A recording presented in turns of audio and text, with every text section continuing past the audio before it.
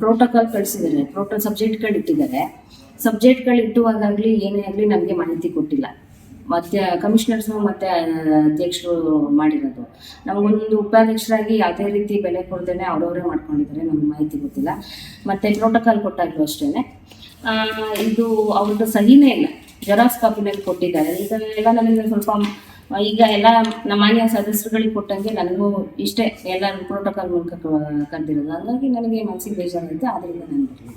ಅಲ್ಲ, ನಿನ್ನೆ ಏನು ನಿಮ್ಗೆ ಮಾಹಿತಿ ಸರಿ ಏನು ಕೊಟ್ಟಿಲ್ಲ, ಏನು ಹೇಳಿಲ್ಲ ನಿಮ್ಗೆ? ಈ ಸಬ್ಜೆಕ್ಟ್ಗಳು ಕೊಟ್ಟಿದ್ದಾರಲ್ಲ, ಇದನ್ನ ಸಾಮಾನ್ಯ ಮಾನ್ಯ ಸದಸ್ಯರುಗಳು ಕೇಳಿದಾಗ ನಾನು ಏನಂತ ಉತ್ತರ ಕೊಟ್ಟೆ, ಎಲ್ಲ ಅವರವರೇ ಮಾಡ್ಕೊಂಡಿದ್ದಾರೆ. ನಿಮ್ಗೇನು ಮಾಹಿತಿ ಇಲ್ಲ? ಮನಸ್ಸಿಗೆ ಬೇಜಾರಾಯ್ತು, ಹಾಗಾಗಿ. ಅಲ್ಲ, ಅದ್ರ ಬಗ್ಗೆ ಯಾವ್ದು ಮಾಹಿತಿ ಇಲ್ಲ, ಅದ್ರ ಬಗ್ಗೆ ಏನು ಗೊತ್ತಿಲ್ಲ, ಯಾವ ಸಬ್ಜೆಕ್ಟ್ ಇರ್ತಾರೆ ಅಂತ ಗೊತ್ತಿಲ್ಲ. ನಮ್ಗೇನು ಯಾವ ರೀತಿ ಏನೇನು ಸಬ್ಜೆಕ್ಟ್ ಇರ್ತಾ ಇದಾರೆ ಏನು ಗೊತ್ತಿಲ್ಲ, ಅವರವರೇ ಮಾಡ್ಕೊಂಡಿದ್ದಾರೆ. ಹಾಗಾಗಿ ಈಗ ಮಾನ್ಯ ಸದಸ್ಯರುಗಳು ಕೇಳಿದಾಗ ನಾವೇನು ಉತ್ತರ ಕೊಡೋದು, ಹಾಗಾಗಿ ನೀವು ಮನಸ್ಸಿಗೆ ಬೇಜಾರಾಗಿ ಬರ್ಲಿಲ್ಲ.